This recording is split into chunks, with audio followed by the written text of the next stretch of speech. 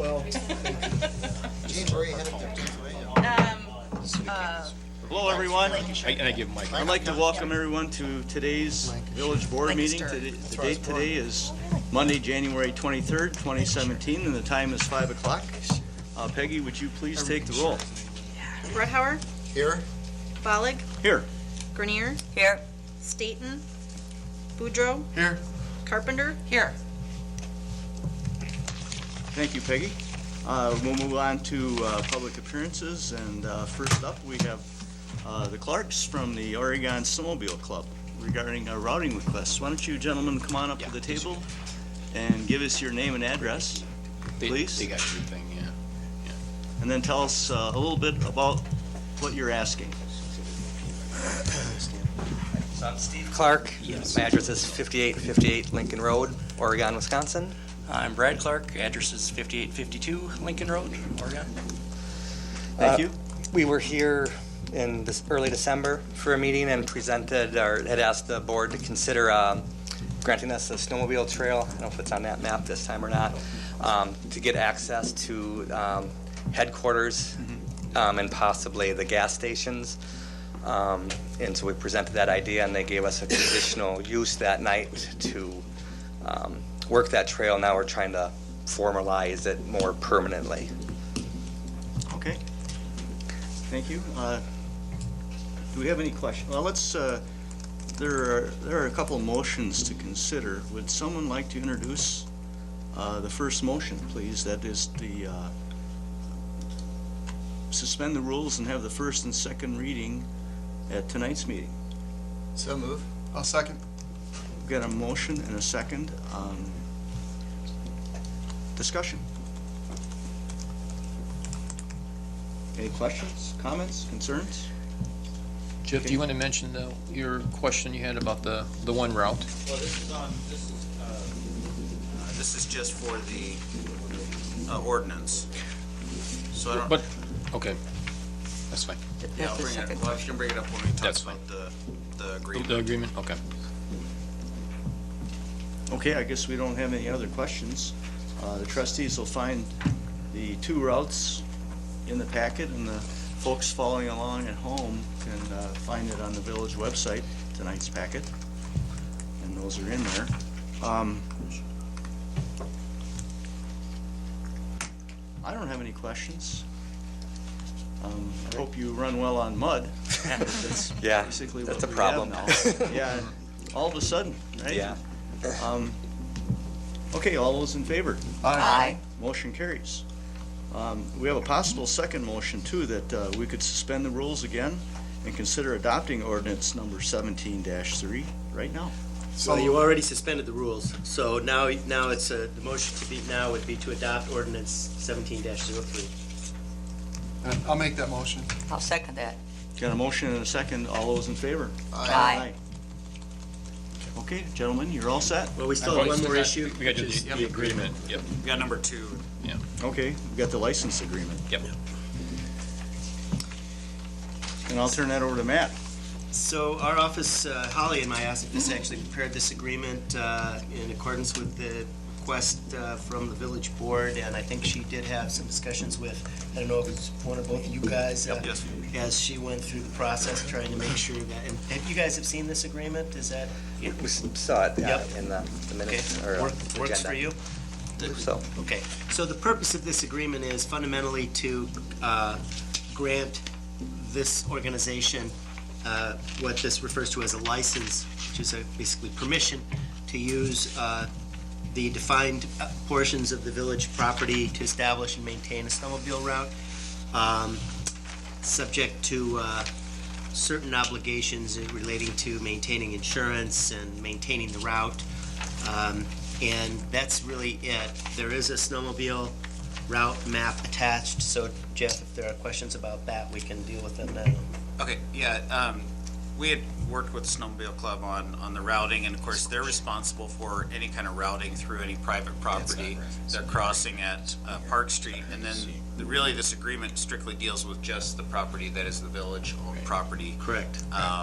Which is a kind of a stormwater treatment and detention area there, and that's what that is. They're across there. The only thing I was going to recommend is that there's also a secondary and alternate route to Quick Trip area that kind of went along the north side of that detention area, and I was going to recommend that we have the attorney just include that red dashed line that's shown on the map as part of the, an acceptable and approved route at this time. Okay, well, and that's also village property? That's village property until they get to the detention pond, and then I believe that's another landowner that you deal with. Right, exactly. That when you get to that point. But Yeah. we would just be, the agreement would be for the two routes through the detention pond area there. So we need a, and who prepared this exhibit? Is that from you guys? Jeff did. Oh, that was from you. Jeff. Yeah, why, is it good or bad? Well, let me. Well, I guess what I would, I Our think map maker did it. it could be better, Yes, as you've just pointed out. yes. Could you just change the exhibit to reflect what you'd like with respect to what the only purpose of this exhibit, from my perspective, as it relates to the agreement, is to illustrate which areas of village property they're allowed to use for a route. So that's all you need to show on this. Well, that'll make a very small map, because if we're just gonna just show the, Well, this, so let's go, sorry about this, guys. So recital B, Jeff, in the agreement? yes, So the idea here was to define the route across village, across the portion of the property is depicted in Exhibit A by yellow dashed line with the blue dashed line. within the blue area. dash line here. So it's right, Yellow? it's right here. Right, now you want to add a piece of the red line, right? I would add, and also the red dashed line within the blue dashed line area. Right here, man. Okay, And keep the perfect map about as it is. okay. Depicted by the yellow dashed line and the red dashed line. Okay, so I guess my suggestion to the board is, if the board is satisfied with the agreement, and with that change to the agreement, the motion would be to approve the agreement, subject to that change being made, and we can certainly make that change. Is that okay with the maker and the second of the motion? Actually, I don't think we have a motion yet. We don't have a motion yet, Jerry. Oh, I thought we had. Well, we approved the ordinance. But we haven't done the agreement yet, right? Okay, So now the motion would be to approve the license agreement for use of village property as snowmobile route, with the one change to recital B that I referred to earlier. I'll make that motion. and a second, please. I'll second it. Got a motion and a second. Any further discussion? Gentlemen, do you understand what's going on? We believe so. Okay, explain it to me. We're good. We're good. We've You got it. seen the map, yeah. All right, now you just need some snow. We need some snow, Okay. and we appreciate your help. Just a quick question. Go ahead, Doug. There's a red line there going to Quick Trip. What are we doing anything about that? That's, Yeah, that's just what we were talking about, and that's what we would be adding. We would be adding that the red dashed line within the blue dashed area would be included. Well, that's, because there's another red one along, That would follow like everything else, which is when it's on private property, they're responsible for acquiring Okay. the rights for the Okay. private property. any Thank you. further questions, concerns? Hearing none, all those in favor? aye. Motion carries.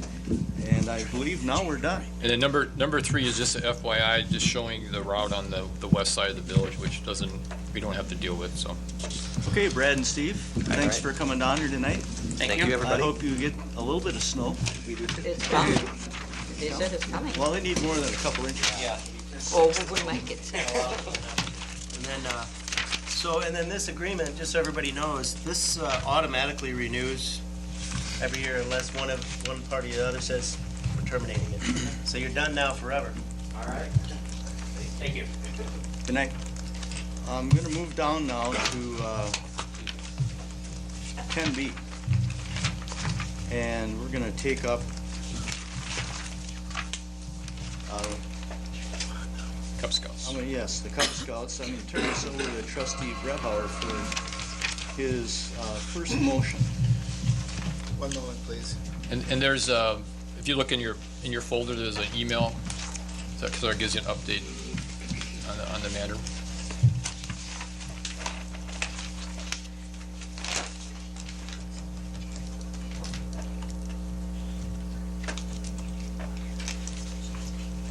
here, Jen is here in the audience. Do you want me to? Are we ready to read the, Yes. okay.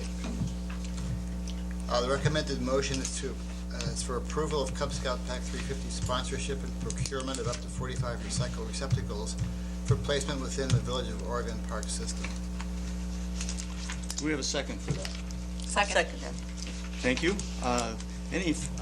First of all, is there someone from the Cub Scouts, as long as we're to discussion now, that would like to say a few words at this time and explain a little more? Please step up to the mic, identify yourselves.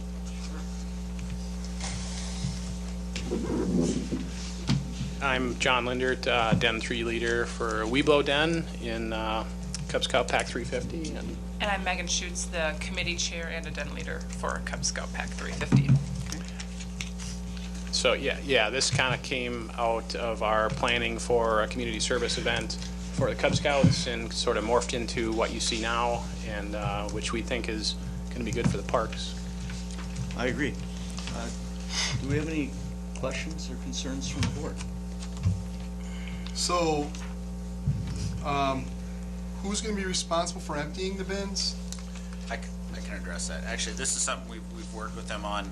We already empty all the bins in the parks. These would be recycle bins that would be placed next to existing trash receptacles. And it would just mean that we'll be separating the garbage as they go around to pick them up. So they're already part of the route and will be part of the public works trash dumping for the parks. This is something that's kind of come up, actually comes up, well, come up every year since I've been here. But it is something that people have asked, why don't we have recyclables in the garbage cans out there? Because there's so many plastic bottles and everything that come through. So when John brought this, John and Megan, Megan brought this to our attention. I think it's a great program. Definitely defer the majority of the cost from the village, and I think they'll look really nice. So is there revenue produced by separating out recyclables and collecting those? No. And who's going to pay for the bins? The bins, that's through sponsorship. Yes. So the cost to the village is the cost of picking up the recyclables at the same time as we're picking up the garbage? Correct. Correct. Although it'll be my recommendation that the village board consider possibly sponsoring. Staff recommendation would be maybe 4 to 5 of these bins as a kind of a good faith effort to let them know that we support the program. That I think at the park board it came out up to 45 bins that they were seeking sponsorships for. I believe you have. What is the number right now that you have? Well, based on some feedback from soccer, we're at 21. Okay, so 21, over half of those already sponsored. The sponsorship is, I believe, $400. Correct. And what that does is that allows them to purchase the bin, and then also prepare a metal, or is it a Placard, basically a placard, yeah, sponsorship decal. that'll go around the can, and it's about, I think it's 12 by 18 inches or something like that. It's not huge or anything like this, but it would basically just say sponsored by, could be a corporation, and then it'll also say Oregon Parks Department on there as well. We added the Village of Oregon logo on there, and as well as the Cub Scout logo. Thank you. So per container is $400? $400. It's like a little bit, but we have like a $10 contingency in there, just in case shipping becomes more expensive or the quote changes in the next 30 days, just covers us a little bit. So if the board would want to do what Jeff's suggesting, 4 or 5, then we'd probably take out a park fee, so it'd have to go, it should technically, or not technically, but respectfully go back to the park board, make sure they know it. But then if the board adopts that tonight, it won't have to come back again. It would just be more going back to the park board saying the village wants to sponsor 4 or 5 of these cans. Well, I'll support Jeff's recommendation. Okay. So why don't we just call it 5? 5, okay. I'll second that. So we're going to amend the motion then, right? Well, To, I think Mike's just going to take this nod from the board back to the park board. I got it. okay. Yeah, We don't have that's to take a fine. formal action. No, I'm fine with it. All right. Hope he doesn't forget. I won't. I wrote it down. John and Megan won't forget. No. That's true, yeah, that's true. Yeah. Okay, if there's no further discussion then? I'd just like to make a comment. I mean, Go I right think ahead. that's a great idea. Yeah. I know my boys were in Cub Scouts, and I think that's great. Well, the idea came from my wife, so I have to give her credit. And I kind of ran with it to what it is today, so It's a good idea. yeah, She nominated you, huh, John? I think so. So did, Doug, did you bring this to the board as a motion? And Yes. did we get a second? Yes. Jeannie Yeah. did. Any further discussion? Hearing none, all those in favor? Aye. Motion carries. Thank you. Thank you. Thank you. Thanks, John and Megan. We'll just talk and figure out all the details. Thanks. Okay, we'll pick up where we left off on 3B. And we've got village planner Mike Slavny here, and he brought some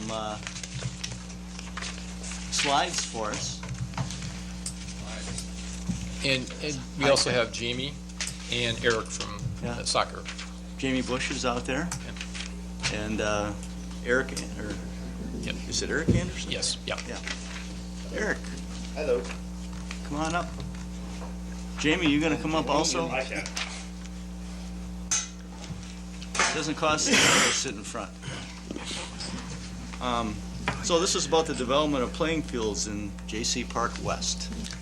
Go ahead. Right. We've been looking at J.C. Park West, which has an informal layout right now, and the park board has been struggling with playfield demand. It's an item that was identified in the now getting old Park and Recreation Plan. And J.C. Park West could accommodate more playing fields if it had a more structured geometric kind of layout. So we've been looking at that, and at the same time, JSD consultants have been looking at a layout for Keller Alpine Park. That's in the middle of this board. And we have a development inquiry for the forward development land just to the west of Oregon Parks neighborhood, which is the left-hand panel on this map. And based on the number of dwelling units that they are kicking around, I think that's the best word for it right now, we feel we could get another couple full-size soccer fields or 4 smaller fields on that park. And since we were working on them all at the same time, we wanted to present them to you to give you an early look at this. This side of the panel shows everything at the same scale, and I'll flip it over for the blow-up of J.C. Park West.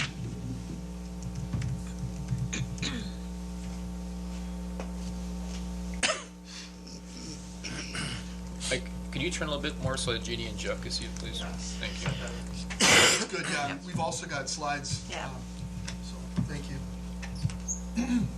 So just briefly, Oak Street and Perry Parkway, the existing parking along Oak Street. This is the drainage way that runs north-south.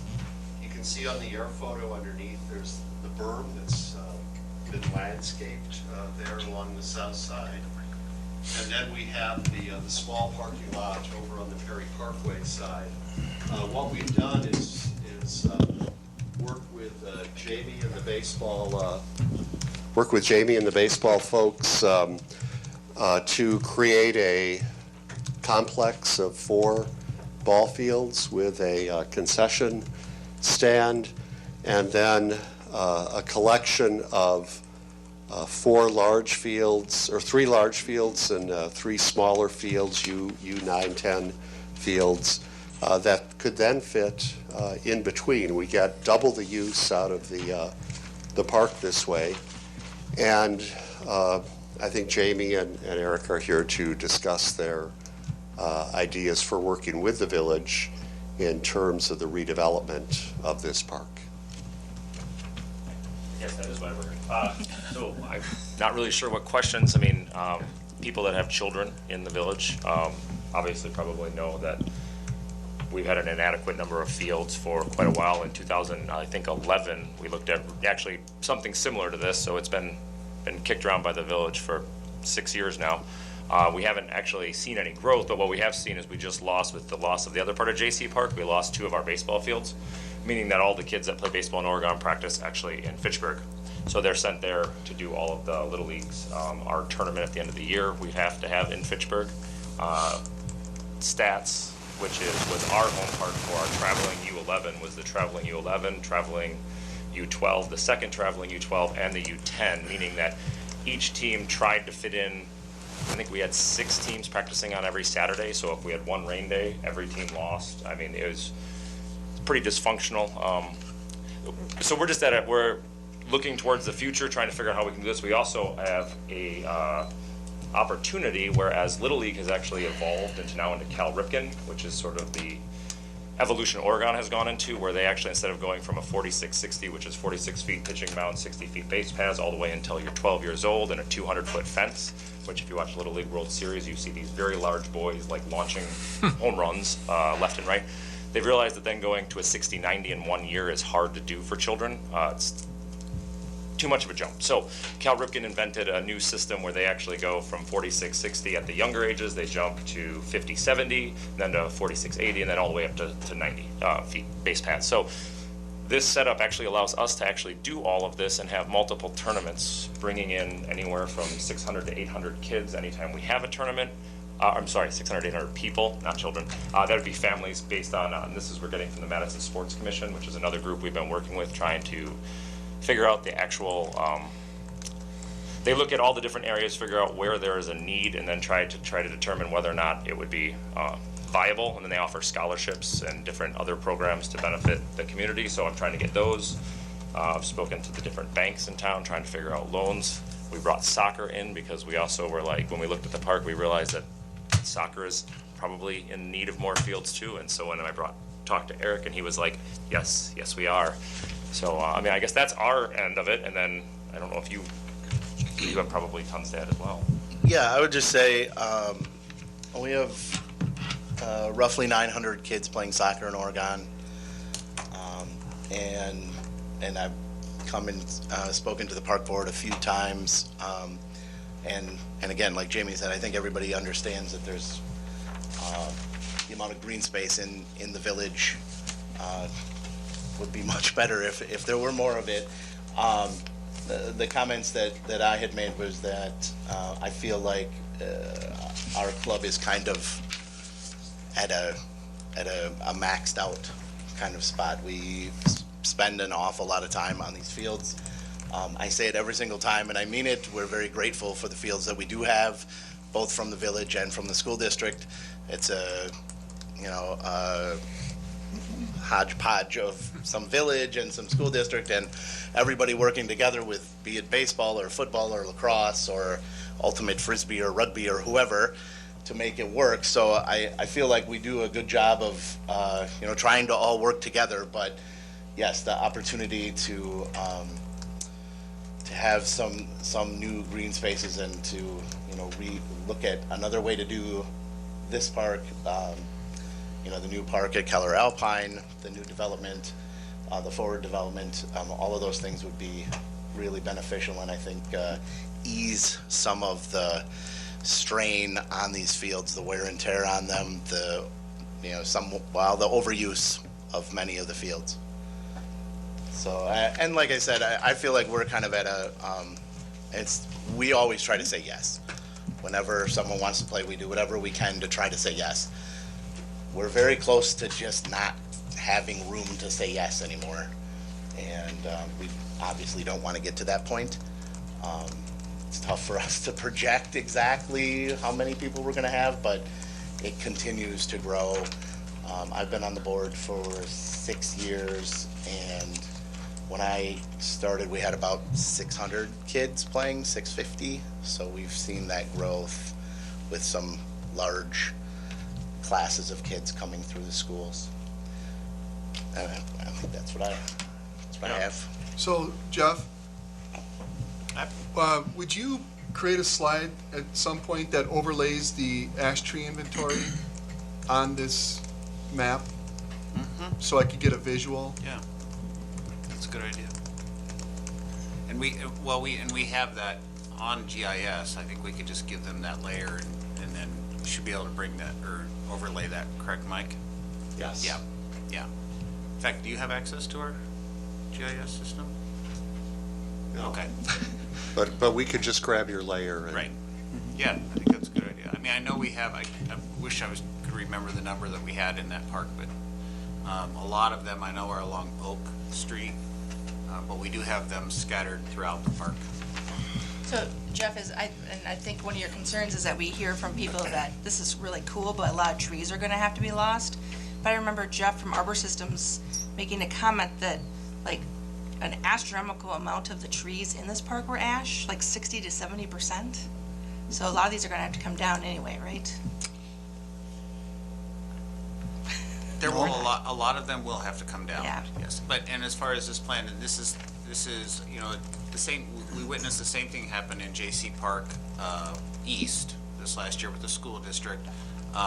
You know, these parks were configured kind of with that meandering path, exercise station kind of, you know, concept, and then fields were kind of fit into those areas.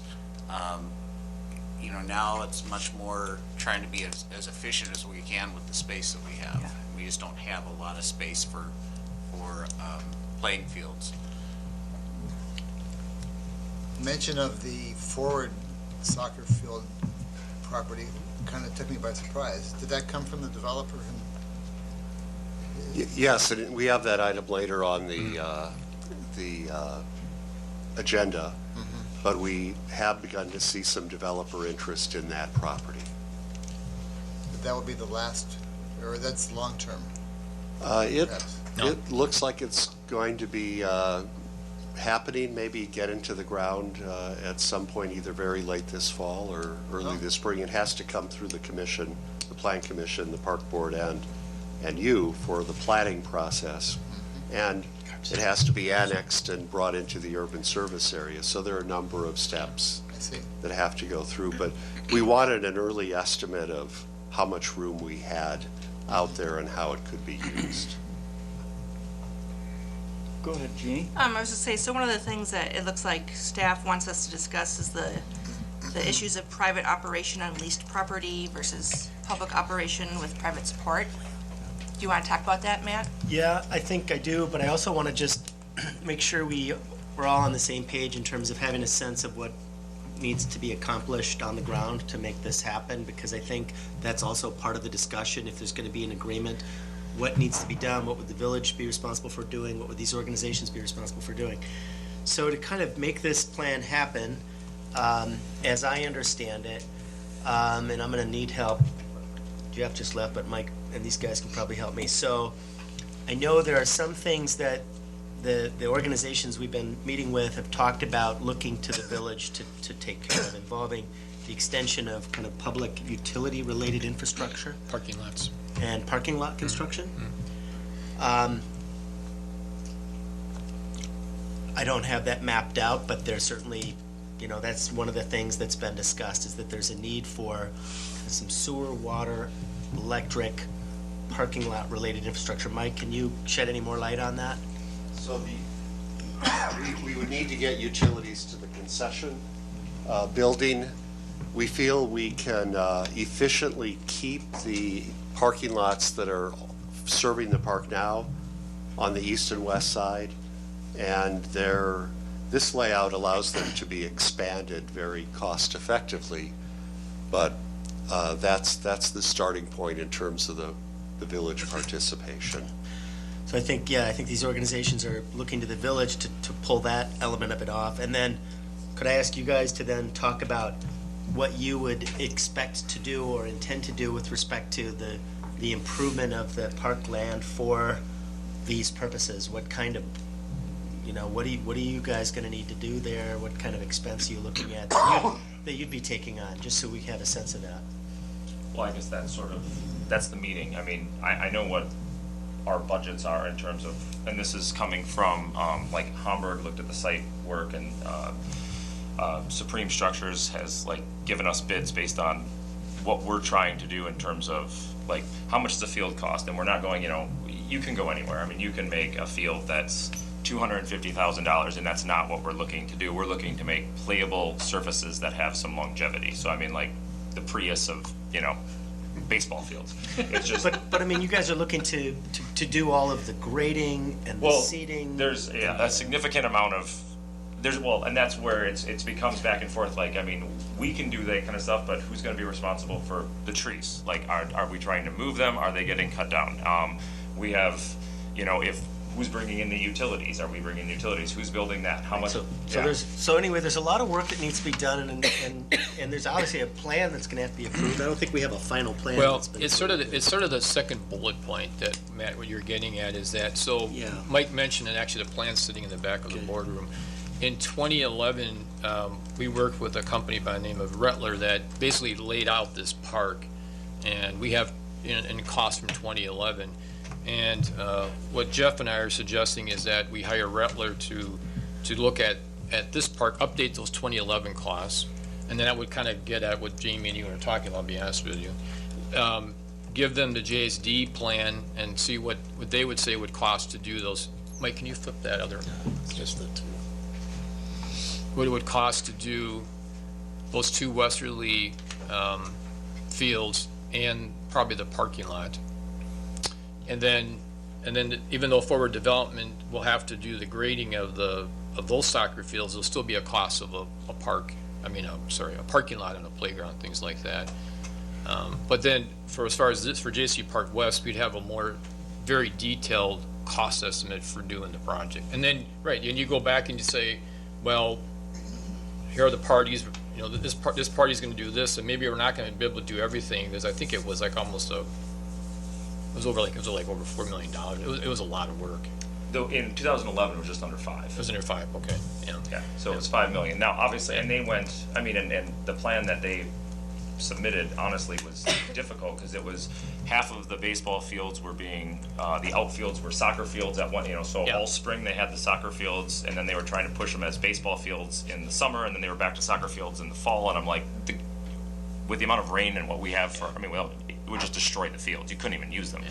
So it was, they tried to put so much into it, and then they had it fully lit, and we're looking at doing it. That's right. Yeah, we're trying to actually do it staged. We're trying to do the conduit underground, run it. It's much less expensive that way. And then as we can bring in tournaments, create revenue, then it's like, that's always a future thing that you can do. But, do the groundwork, do the drainage. Because even the fields that we currently have, we had to cancel our 11 and under baseball tournament because it rained.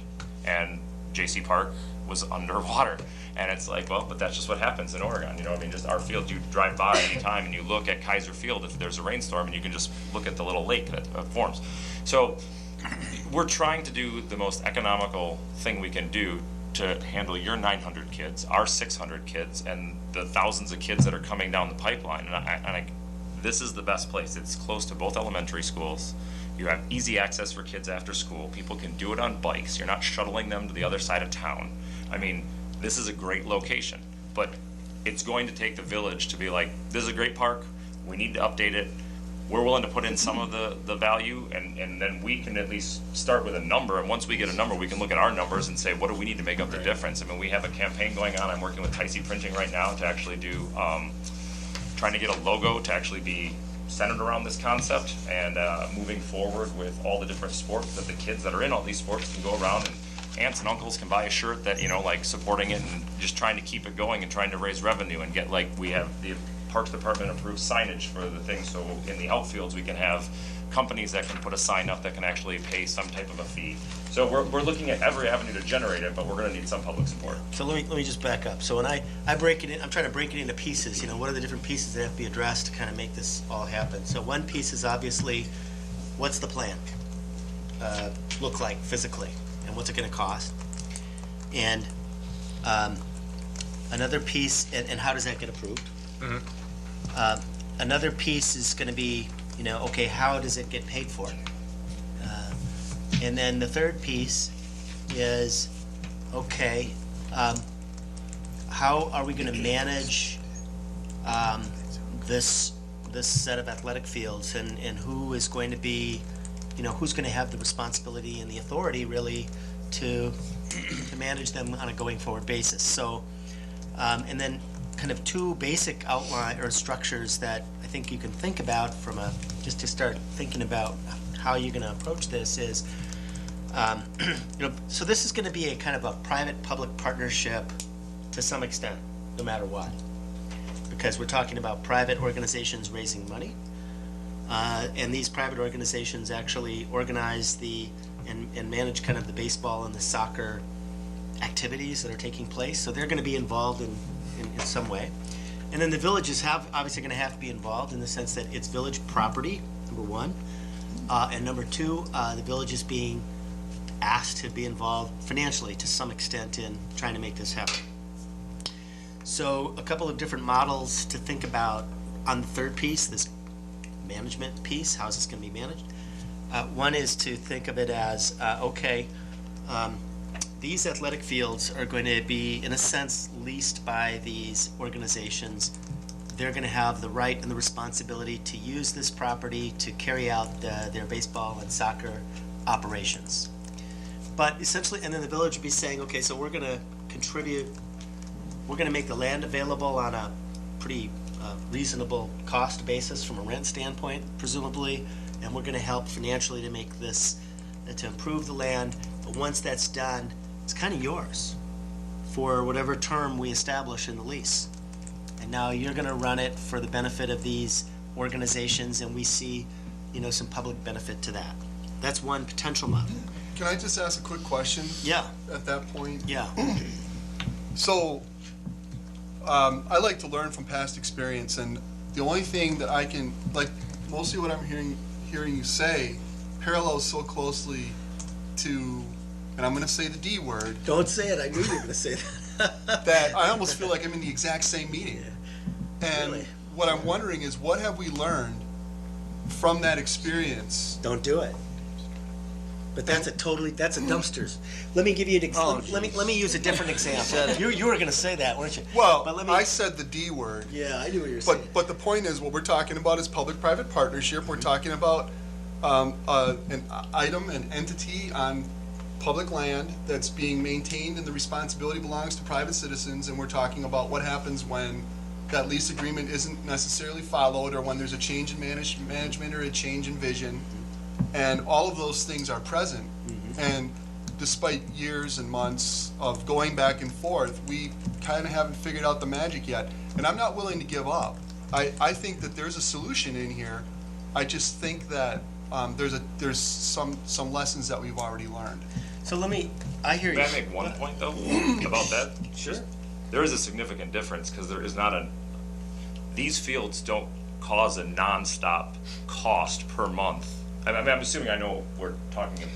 Let's not talk about Yeah, I didn't want to draw yeah. the details of that in. I Let just me- wanted to kind of draw the parallel. Yeah, before I provide kind of a different model to think about, one example of the model I just described, where it's public property leased to a private organization to run their kind of operation, that I represent a village that owns land that is leased by a private organization and operated as a golf course. Okay? It's a long-term lease. There's a golf course, but so instead of having a municipally operated golf course, the village in that case says, you guys go ahead and operate the golf course. You have a lease to do so. They pay rent. But we're not responsible for maintaining the golf course. We're not responsible for running the golf course, for scheduling tee times. And it happens to be a private country club. So can I ask a quick question about that specific relationship? Yep. How do you keep village residents from going out and playing Frisbee on the fairway?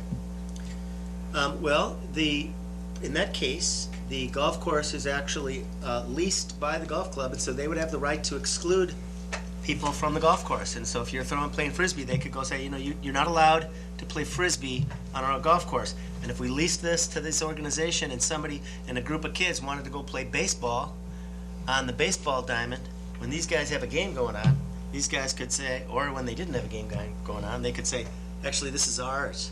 You can't come here and play baseball outside of our control. okay? And that's part of the idea. And I think one of the things you have to maybe talk to these guys about is if they're gonna be fundraising and raising and investing a lot of money, I think we're talking about, not in the tens of thousands, but over like in the six figures, right? I don't know if we're talking 100,000, 200,000, but in the six figures. More than that. More than that? Okay. So are they going to be willing to say, we're going to spend $200,000 or whatever improving all these baseball fields, but they're just open to the public? So that's the tension. So there's the, hey, this is a private operation model, or we could say, no, this is going to be a village operation. These are going to be village baseball diamonds. We're not leasing it to anyone. We're not turning over control over to anyone. We're happy to take your money to help improve it, but our Parks Department, and we're gonna have a park superintendent So we have to create all is gonna manage the whole operation, and then you'll talk to them about scheduling, and I mean, I guess that's the other model now. I think in Stoughton, for example, the city is actively involved in managing their parks and their public recreational facilities. They have at least two guys on staff who schedule that kind of stuff, and I'm not exactly sure how it works, but I think there are other communities, and we've talked a little bit about this, like I think Verona. Say Verona, Little League. We've learned that that's more of a private operation. The city just gave them the land. City said, here's the land, you guys have a great time. Their facility was done. The city built a parking lot, ran all of the utilities to the edge of it, gave them the land. They then did the rest of it. Yeah. And honestly, if you guys as a village would build this, and please, would love it. I don't have to. I'm mainly here because I've been asked by enough groups, and for some reason I'm irritating enough that I come back and back, and so they figure I'll probably do that this time. So I mean, I would love it if you guys would be like, wow, we realize how inadequate our field system is. We should do it. We'll control it. Any kid can go there anytime. I represent basically Oregon Youth Baseball, a bunch of parents that were just like, this really is not convenient for us to drive our kids back and forth to, because if driving your kids around and you become a chauffeur for your children at this age, and so when you're driving, it's one thing if you're driving from here maybe to Brooklyn, or if you're driving from here over to RCI, it's one thing when you're driving over to Fitchburg to drop off, and then what do you do for an hour? Well, only as an hour practice. Do you drive home? It's 15 minutes. Right. Or do you just sit in the parking lot and stare at them? I mean, that's really your options. And then if you have 3 kids, and now it's just a chase. You're trying to figure it out. So I would absolutely love it. Now, there could be a hybrid model. It could be, this is a village facility. We're not leasing it to you, but we are going to coordinate with you in some way with respect to the use of the facilities. And so there may be some hybrid models where you combine elements of each of those models. No model has been, I have no idea how this is going to unfold or what you all are going to want to do, but that's kind of a framework to start thinking about options. We need to have some framework to work with in terms of, so the 3 different pieces again are design, what's the design, how is it paid for, and then how does this get managed, and who has the kind of control, and how do we work together going forward. Those are the 3 pieces. So one of the items on the agenda, as Mike said, is to, do you want to direct staff to get a proposal from an engineering planning firm to start nailing down cost estimates for what it would cost, so you can start getting a handle on that. I guess another question is, does everybody like up the plan? Should the plan be changed? And so those things will start to maybe come together, crystallize a little bit more. I think maybe the most complex element of this, both in terms of putting this deal together and then just managing it for years to come, will be how do we manage our relationship and structure our relationship from a contractual standpoint or from a management standpoint. I think that there is no perfect answer to that. I know that in that golf course scenario I've mentioned, sometimes it gets complicated, and sometimes people get unhappy with how things are working, and you're renegotiating a lease and it's not smooth sailing all the time. But a lot of times it is smooth sailing. Years go by and there's no problem. And then, all of a sudden there'll be a problem. With the Verona situation, maybe they're very pleased with how that worked. It sounds like they're kind of out of it now. They don't even own the land anymore. It's owned by Verona Little League. So now it's, I mean, the city in that case, I mean, they kind of had their involvement on the front end in terms of a financial contribution and a land contribution, and then they just said, now we're done. So they probably, as long as the organizations that are running things are around and doing an okay job, I guess the city doesn't have too much to do on a going forward basis. So I think there just needs to be some discussion here about. But I actually think you gotta see the cost, because I think in a perfect world, the village would, have the cost generated for this park, bond for it, create a brand-new parks department and run it. That's what, they would love that. I'm sure the parents will love that. Yeah. What stopped this last time was, Jamie's right, it is about $5 million. And I admit that was the Cadillac version of the park. So let's say it's 3.5, I've just for the sake. personally had it priced out before for us. Our contractors came back and we were just looking at baseball. This was months ago. I mean, this was before actually we got, because when we were looking at JC Park at the different iterations of it, it was like, okay, well, what would it cost to do it? And just to do just the baseball portion is about 1.1 to 1.2 million to put in drainage. Reasonable. I mean, we're not talking, that's just the brick and, nothing super fancy, just enough to let the kids play, but it gives 4 fields, but it also gives you the opportunity to have the tournaments, and it also gives the kids, it gives everything that we currently have in our system enough fields to play on. So that means every kid can play, and if we do get rain for 2 days, we don't cancel every kid for 2 days. But let's say the village decided to do that instead, and with public improvements, it's $3 million. So then the board have to figure out, in the capital improvement plan and borrowing, where would this fit into that? And how does that affect the civic campus plan and things like that? Well, so the timing's perfect, right? Because we're getting ready to get into the financials. Exactly. So now's the time to bring this project forward and ask Figure out how it fits in. how would we feather this into our financials? Yep. Yeah, I'm in favor of directing you to get a proposal together from an engineering company. I think this is a fantastic use of that space. I think that space is greatly underutilized. We've had conversations about Oak Street and how parking goes on Oak Street when it's busy. I like the addition of 2 parking lots and what that'll do to take some of that pressure off Oak Street. Right. And I think that this dovetails nicely with some conversations that we've had in the past few months coming at us with regards to kids that are looking for places to play lacrosse and things that they're kind of finding themselves shoehorned onto green space that wasn't necessarily intended to be park space, so. And I will say that we still have to, staff still needs to meet with the rugby and youth football and lacrosse. We haven't done that yet, so. And can I just ask a reach quick out to question them. about lacrosse, and I don't know how familiar you are, if you are at all with the game, but does lacrosse fit on a soccer field in any way? Full-size soccer field, it will. Yeah. It's inside the, yes, it would, Yep. yes. It's lacrosse, soccer, and rugby can all basically. The field next to the big hill behind the ice rink. In the fall, we play soccer on it. In the spring, they play lacrosse on it. And so the soccer fields that are proposed here would be able to support lacrosse. And my guess is there's probably a parent group, however small, that exists that's trying to find lacrosse fields. Actually, yeah, I have an email out to him.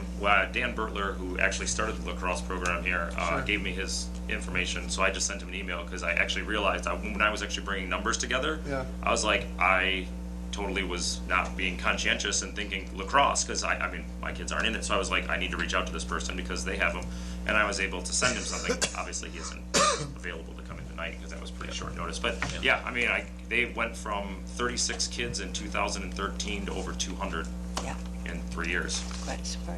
So they're growing like crazy too. I mean, it's actually, I think it's the fastest growing sport in America right now.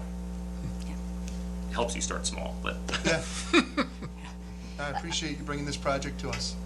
I had a question. When we had the other side, the east side, now that land was given to the school, right? But that's ours. School district owns it. They didn't before, though. Did the Correct. village own it before? Correct. The school district owned part of it and we own part of it. Okay, Right. so we gave our part to the Correct. school? Yep, that's correct. So really in return, then we could give our part here to the baseball field. Well, that'll be the board decision as we go ahead. But I Okay. think you need to see the cost. I think they'll help you make your decision regarding Matt's overview of, the arrangement. Yeah, I think this is a great plan. I think that's what we need. We need something here in the village. And And I'll say one other thing that, I know if Steve was here, he'd be saying, another reason why we sort of stopped back in 2011 was Steve had made the comment that he felt that a group like you needed to come forward and say, we're gonna provide some money towards the project. And so I think that's what's really jump-starting this again, as far as the discussion. Well, it's probably gonna mess up the bike trail through that park too, so. Yeah. It's probably another thing Steve wanted to talk about. We'll make sure of that, get straightened out. Would the concession stands have restrooms as Yes. well? That is the plan that we have is with, restrooms, concessions. Actually, it's a two-tiered concession stand, so they could keep it open for generic, like, Gatorades and different things that you would get on a Monday, Tuesday, Wednesday, Thursday when the kids were all practicing. But then it would actually, if there was a tournament involved, we could actually open up a secondary kitchen that would actually offer like hot food. So when parents are there and people are there for the entire day, they don't have to leave. You know, they can go, obviously they can go to any restaurant they want. But if they want to stay on site and just grab something, they're welcome to do that too. And that actually is one of the revenue streams that you get from that. Okay, any further questions? So, Comments? I say, can make it as a motion. Yep. Thank you. Yeah, and so basically we have 3 action items here, and the 3 separate motions. The first one would be direct the village attorney to prepare a draft agreement with local sports organizations.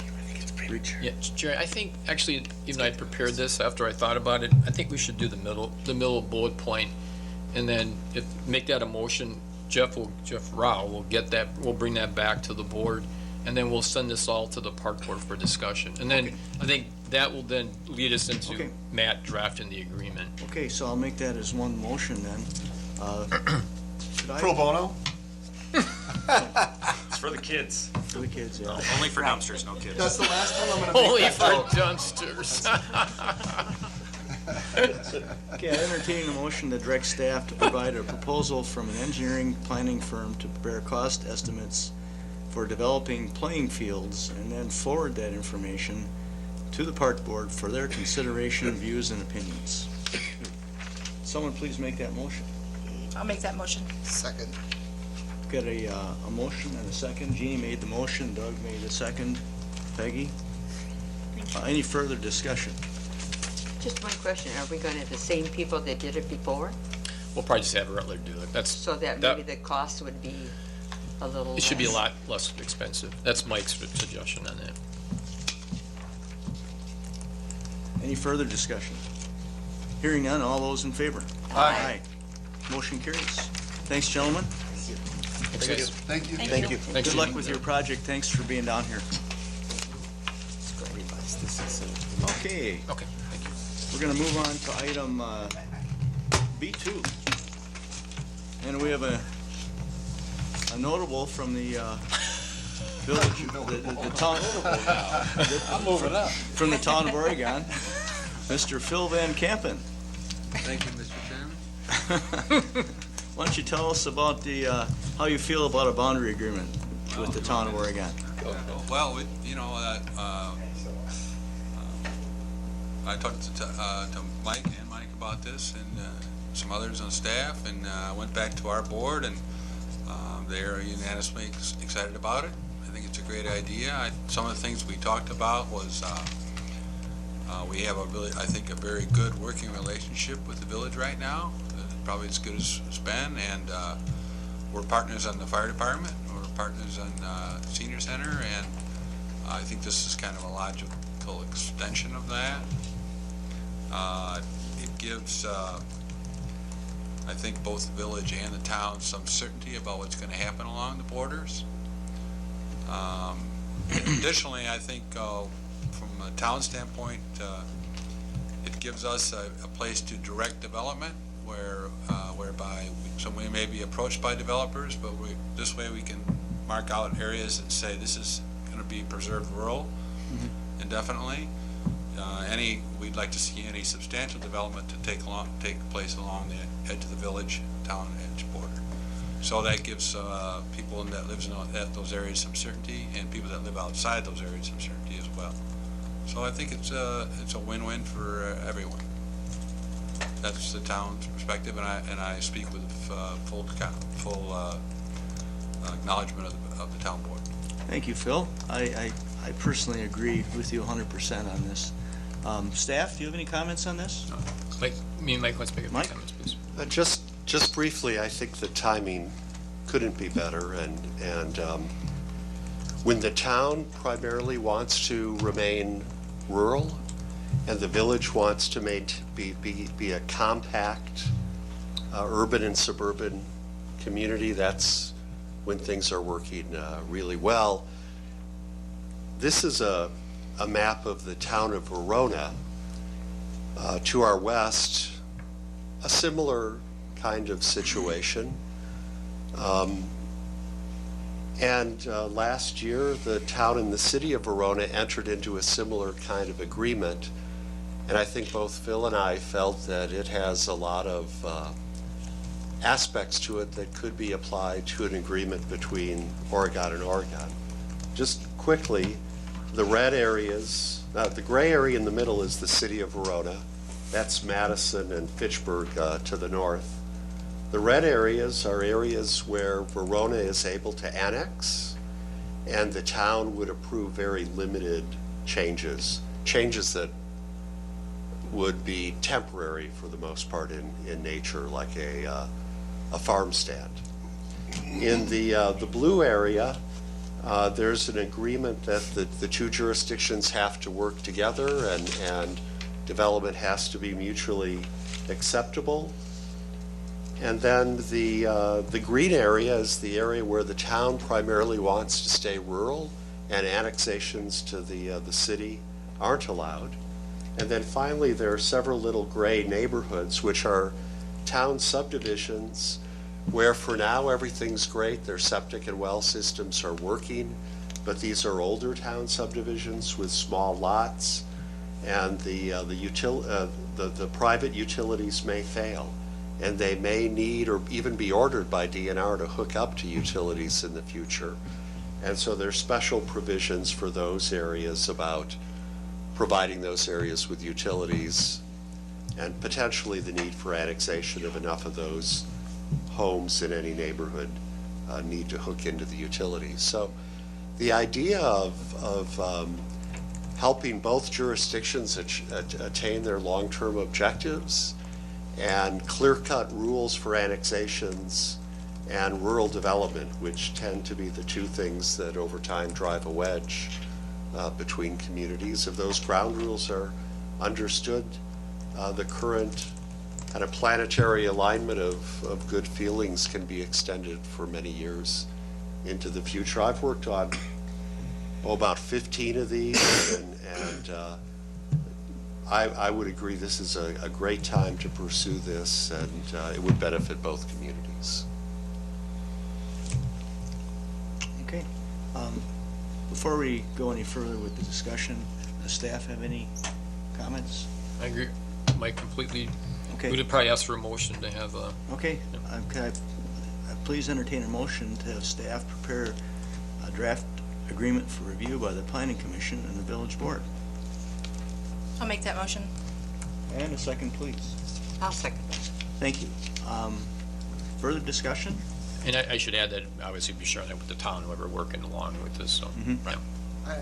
Just for my own understanding of this, is the pre-annexation project that you're working on for the Ford property, does that have any bearing on this at all? Well, I would say, really, we talked about this, I talked to Mike Grace about this a little bit, and he broached the subject that this was coming up, and I think at the same time said, maybe this would be a good time to start talking about a boundary agreement. And adding to Mike's comments, I think fits in with what you're saying, is this gives some certainty to the village and the town as to, or particularly town residents, I should say, when an annexation like this comes up, it won't be, the neighbors are going to be upset. I think there might still be neighbors upset, but we'll be able to jointly point at the map and say, this was planned out ahead of time. This is not a surprise to the town. This is what the village is doing, what we expect them to do, and no more. So in relation to your question, we weren't aware of the forward one. The town, I know, isn't going to object to that, but it will address these types of things in the future, in that either we'll be in the area that's allowed to be annexed or not, and each municipality will act accordingly. Okay, thank you. Thank you. Further questions? Hearing none, all those in favor? Aye. Motion carries. Thank you. You're welcome, Phil. Thanks, Phil. Are you Thank gonna you, Bill. You gonna stick around for the rest of this? Yeah, I was just Okay. You could stay for the whole meeting, really. There's an empty chair right here, Phil. You can sit over there. It'd be interesting on TV. That'd be good, yeah. Okay, we'll move on to item 3, which is the forward development project. And actually, I'm going to entertain a motion first, since we've got one here. A suggested one, a motion to direct staff to prepare a pre-annexation agreement for the forward development property. The pre-annexation agreement should be referred to the Planning Commission, and we'll ask Mike Slavny now to update us on the costs, which will be part of that agreement. Right. Jerry, sorry. You want to make that motion first, and then we can talk about the costs? Yeah, I asked for a motion. Oh, okay. Yeah. So I can make that motion. Thank you. And a second, please. Second. Got a motion and a second? Yeah. And now discussion, please. And actually, Milky is actually doing the update of the West Side costs, the Okay. engineering firm. All right. I mean, Mike can talk about it, but we've hired Milky to do that. Okay. Well, so the reason we need a pre-annexation agreement, as I see it, is it looks like we are now in a position to move forward with the processes that would be necessary ultimately to bring this property into the village and allow for development, including petitioning the urban service area, the Capital Area Regional Planning Commission for an amendment to our urban service area to bring this in, including the annexation itself. We need to address a number of cost items that we'd like agreed to in the pre-annexation agreement before we annex. Those need to be nailed down. Yep. So we think now is a good time, or we're at the point where if we want to keep moving on this, we really do need a pre-annexation agreement so that we have an agreement on costs, who's paying for what, so that's the reason it's on. Yep. And as part of those costs, the village back in the early 2000s laid a West Side interceptor to service this property. And so we will be recapturing for that as well from the developer. Okay. Any questions, comments, concerns? Hearing none, all those in favor? Aye. And now we'll move on to creation of, number 4, creation of Hermson Conservancy Park. So here's the forward development property. This is the Oregon Parks neighborhood here in the Presbyterian Church on the northwest corner of that property. Hermson is this is 80 acres, a quarter mile here. And the Hermson property is the next property to the west, and these are the contour lines, and that's the big hill that is to the west. To the south, across Jefferson, is the Phil Peterson property with Lathers Road coming out right here along the border of Hermson and forward development. So the Hermsons are a couple that own 4 large pieces of property approaching 100 acres plus 3 home sites on the property, one of which is located here, and then their own home up on the top of the hill. And for years they've been establishing native vegetation, primarily oak hickory woods and prairie restoration, taking out the invasive species. And they've got it to the point now that they really want to ensure that it continues after they no longer own the property. And they've been working with the Natural Heritage Land Trust to explore the possibility of creating a permanent natural area on that 100 or so acres through the use of a permanent conservation easement.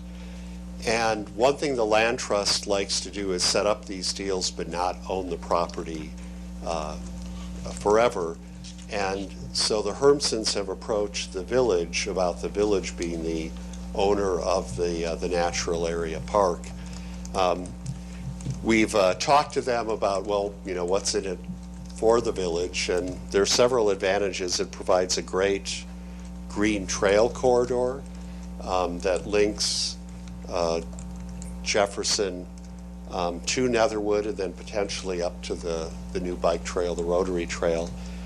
It provides an upland natural area that would typically be developed, potentially in the town, because we've already got some of those large lots on the hill. And it would significantly raise the assessed values of all of the homes in the forward development property that back up to it. They have permanent open space in their backyard. Permanent open space owned by somebody else, right? That's the best deal. So one thing we did is we wanted to check with the town to see how they felt about it, and we have had a couple of preliminary meetings with the Hermsons, the town, and village staff, and we think things are far enough along now that we need direction from the board about moving the agreement farther along. One thing, for example, we need to do when we look at forward development is consider whether it's possible to have forward development establish a long-term maintenance fund or seed that fund, because they're going to be able to sell these lots for, I don't know, $15,000 more apiece. That would be my guesstimate.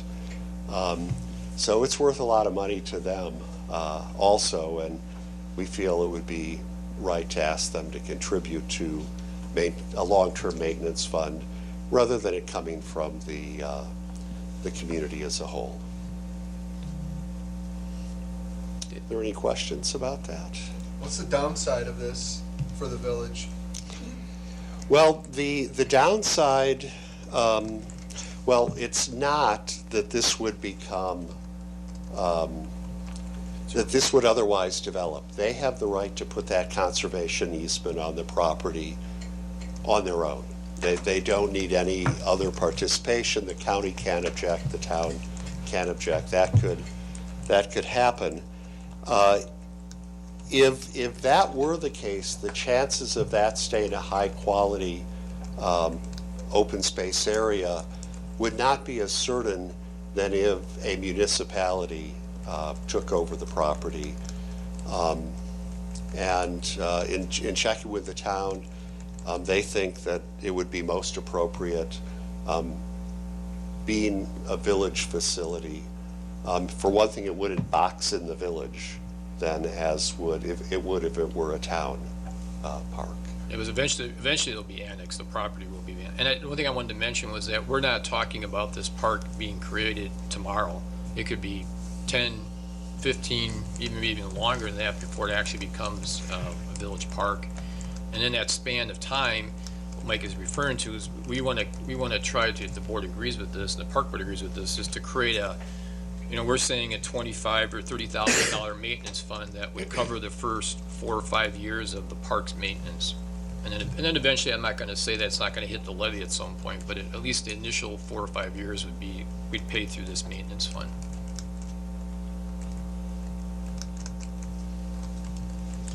The exact structure of this, how this is going to unfold, hasn't been fully delineated yet. The Hermsons are working with, they need to work with their own lawyer and with the organization, the Dane County Net, is it the Land Trust, to kind of figure out how to structure this. But what we think what I think they plan on trying to do sequentially is, is to create a conservation easement, convey that easement to the Land Trust, but they want an agreement with the village as part of this, that when they pass away, they'd like the village to be, to then take title to the property and own it and take care of it going forward.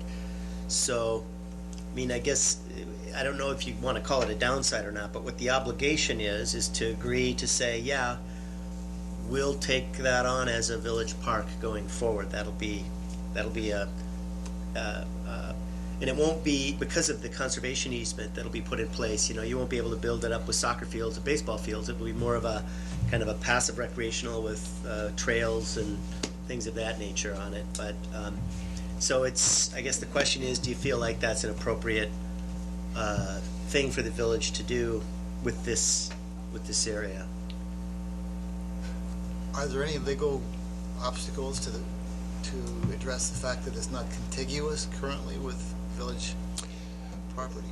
There aren't. The village is allowed to annex property that's not contiguous if the village owns it. But in all probability, this property would be annexing, and as Matt said, potentially decades before the Hermsons stop taking care of the property. They just want to get things lined up right now while they're in good health and they're able to, negotiate with all their capacity. They intend to be maintaining that for the foreseeable future. Essentially, it's like a life estate. We don't know if they have one or not, but they've talked about being the caretakers of the property until they're no longer able to do so. I see.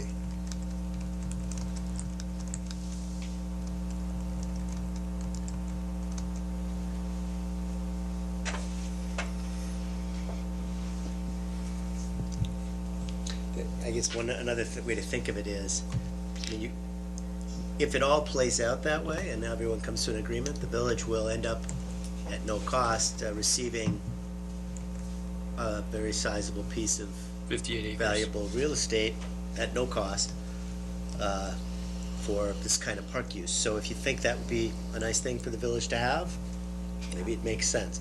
That there will be a cost associated with it, but it's not, as Mike said, it doesn't look like a very large cost. There'll be no cost in the immediate future because they're gonna take care of it until they're no longer able to.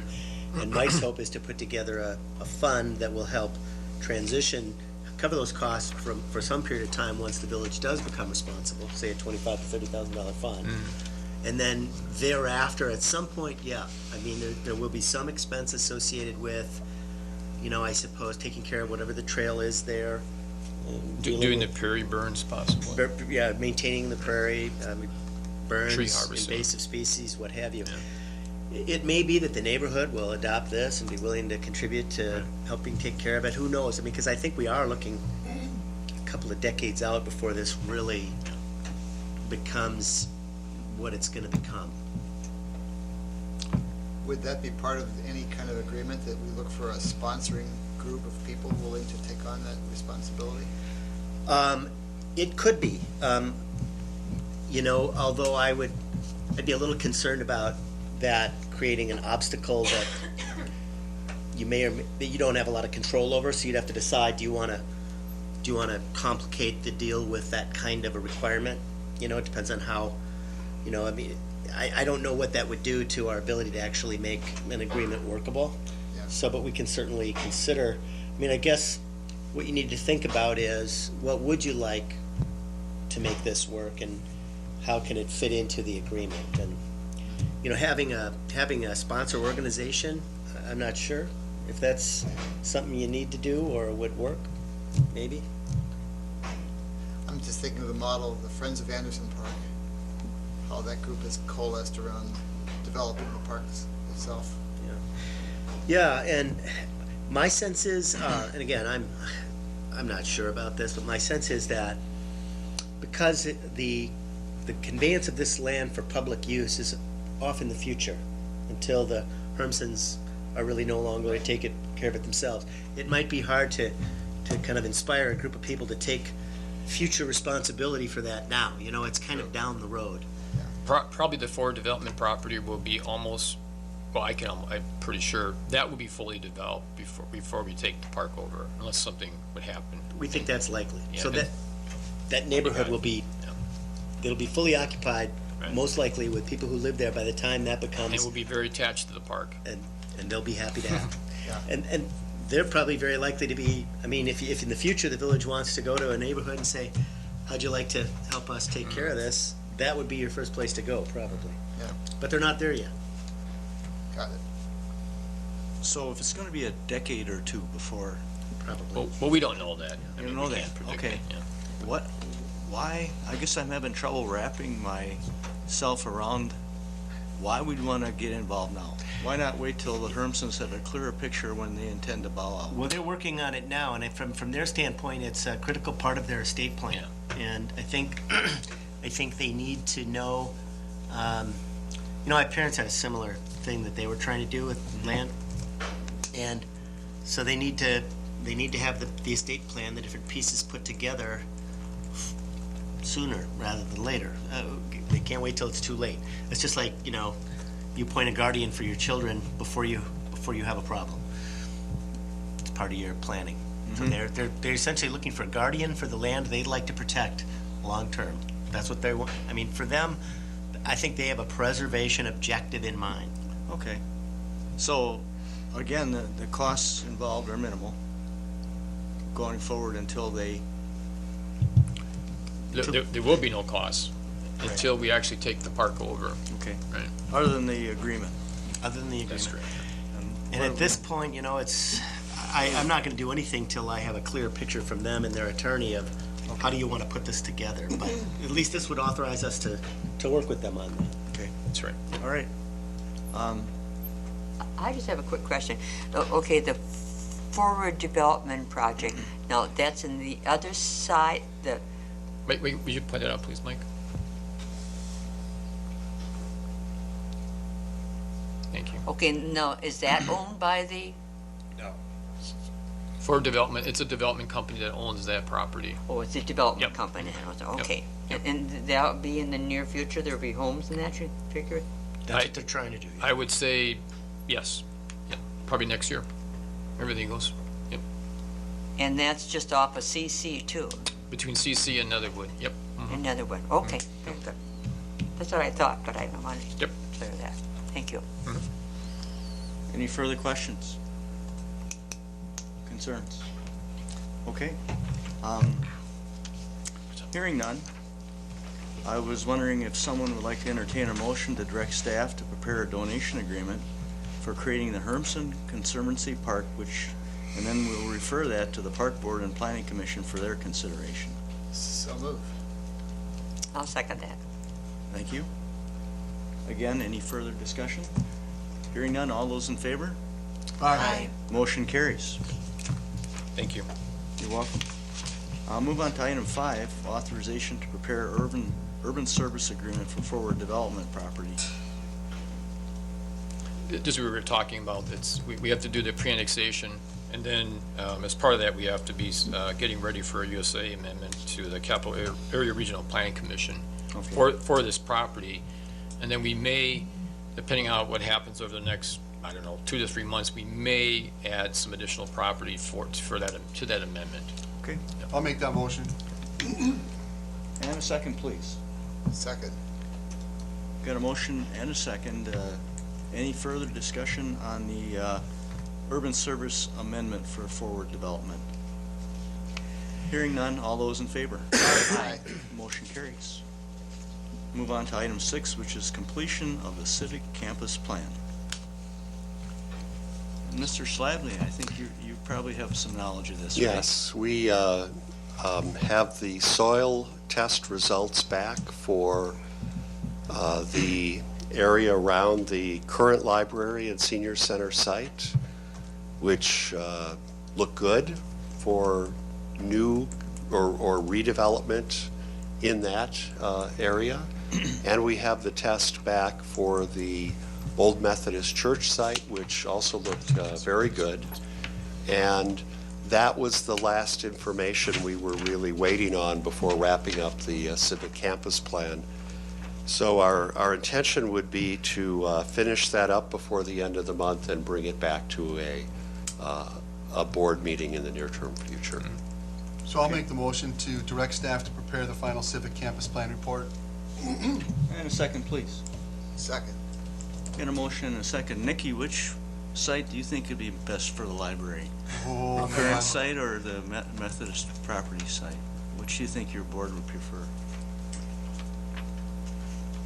Oh, no comment? I'm sorry, I'm putting her on the spot. I was just, No, I don't think that that's actually a specific discussion that the board has had, so I don't think that that's I something was that I just, could no, I was comment just, on. Just messing with just me. was looking for a reaction, that's all. Waking. That's how people get hurt, Jerry. You're so right. Looks like it's gonna be me. Okay, all those in favor? Aye. Motion carries. Item 7, creation of TIF number 5. I'll make a motion to direct staff to forward Vanderwall's proposal for creating TIF 5 to the Planning Commission for consideration. Second. Further discussion?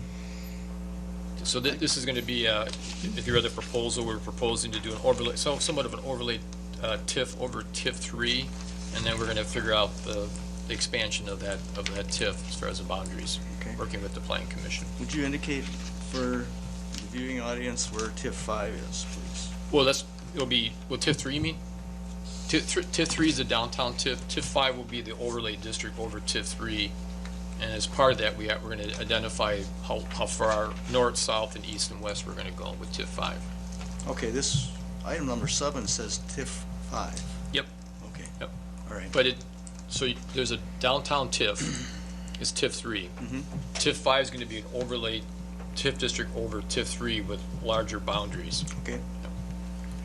And that's going to be a new one? Be a new one, yep. Yep. Okay.